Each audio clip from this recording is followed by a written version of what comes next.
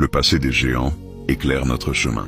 Car trop de jeunes soldats aujourd'hui veulent courir, sans regarder où les géants ont trébuché. Mais chaque cicatrice d'un héros, chaque larme d'un serviteur, est une boussole pour ceux qui viennent après.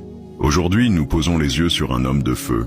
Benson Andrew Idahosa, le père du pentecôtisme moderne au Nigeria. Un homme de miracle, de foi, de courage. Mais aussi, un homme qui a reconnu ses erreurs et nous a laissé des conseils de vie. 1. L'erreur de ne pas se reposer. Dans ses débuts, Benson Idahosa prêchait sans arrêt. Il voyageait, enseignait, organisait des croisades, bâtissait des écoles, mais il oubliait de s'arrêter. Un jour, il s'est effondré, épuisé. Et il déclara plus tard, « Le Saint-Esprit ne se repose pas. Mais toi, homme de Dieu, tu dois te reposer. Si tu meurs, Dieu continuera sans toi. » 2. L'erreur de vouloir tout faire soi-même.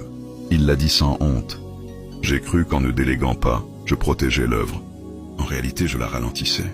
Il voulait superviser tout, prendre toutes les décisions. Mais il a compris que ne pas former et faire confiance, c'est priver le corps de ses membres. Alors il nous a laissé ce conseil. Forme, délègue, prépare ceux qui te succéderont. Le feu n'est pas à toi seul.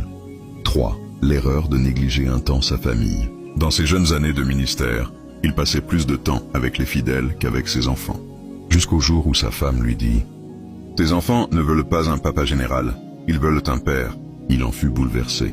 Et il déclara « Ton premier ministère, c'est chez toi.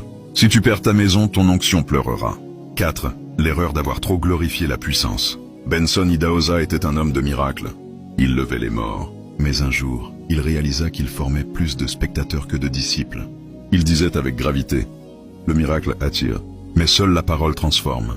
Ne fabrique pas des fans, forme des fils. » 5.